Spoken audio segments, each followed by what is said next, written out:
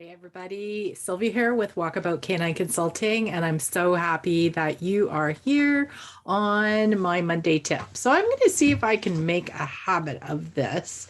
It would be great if I can. And I just wanted to talk to you. ab-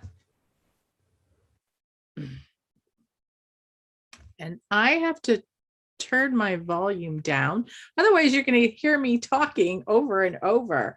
So I am streaming into my YouTube live. So this is awesome.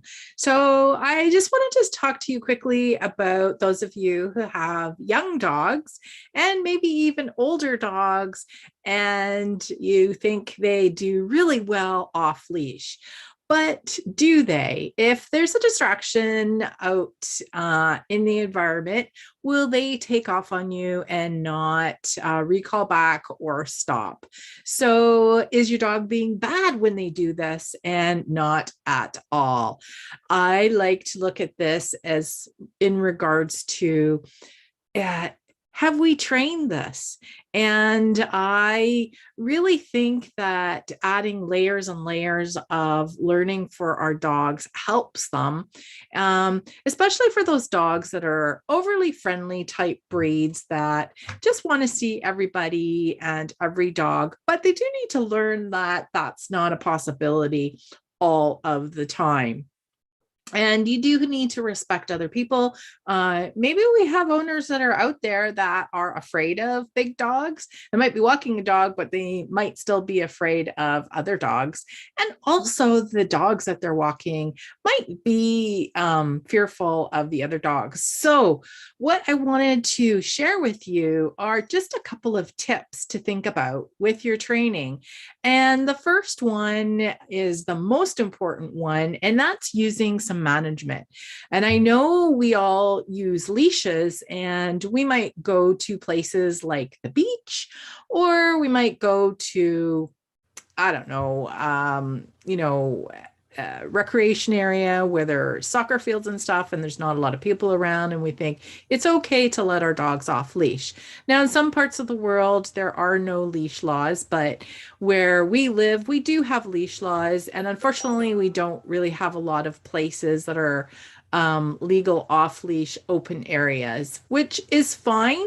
And the way that I handle that is with a really long line. I have smaller dogs, so I will use a 20-foot line. I have used 30 to 50-foot lines for my training, even with the small dogs. And that is a great tool. It keeps them safe. It helps you while you're training. Right now, I use a 20-foot line, and that seems to be great. That way, they get to walk and explore, and they don't necessarily need to be right beside me.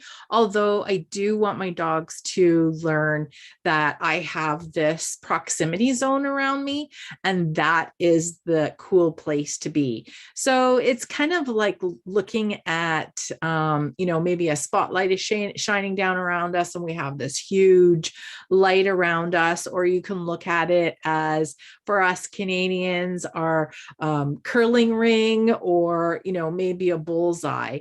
And thinking of that proximity zone, and that's where all the good stuff should happen. So that is close to us, and we want our dogs to learn to stay within that zone as much as possible, unless we're saying, okay, go sniff. And that's definitely something that we can teach them. So that's one of the ways that I like to use a long line. I also use it for a lot of recall, and you can certainly drop the line if there's nobody in visual.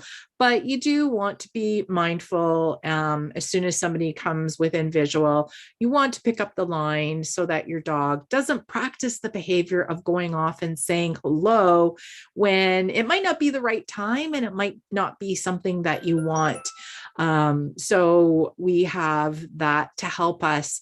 And you want to remember that even though it might be something bad in our view, the dogs did reinforce themselves by having the opportunity to go check something out because it was fun. So we can manage that and limit the rehearsal of that behavior and then focus on rewarding the behavior of staying with us and checking in on us. So I thought I would share that. They're pretty easy tips and easy things to think about. We don't need to make it really complicated. And, when you're out and about with your dog, that's the greatest time to actually train is just make it 24/7.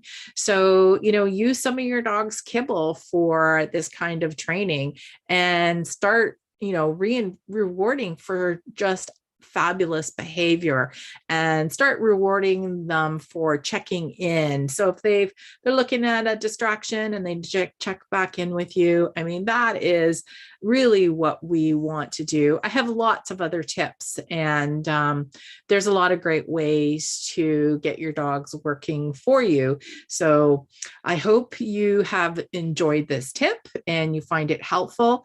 If you have any questions, please don't hesitate to drop a comment in the below if you want to reach out to me. I do virtual training, in-person training, and I do have virtual toolboxes that are awesome if you want to learn at your own speed. I've got a revolving teen virtual class. It's a 12-week class, but you can start at any time because each class is sort of self-contained for its topics.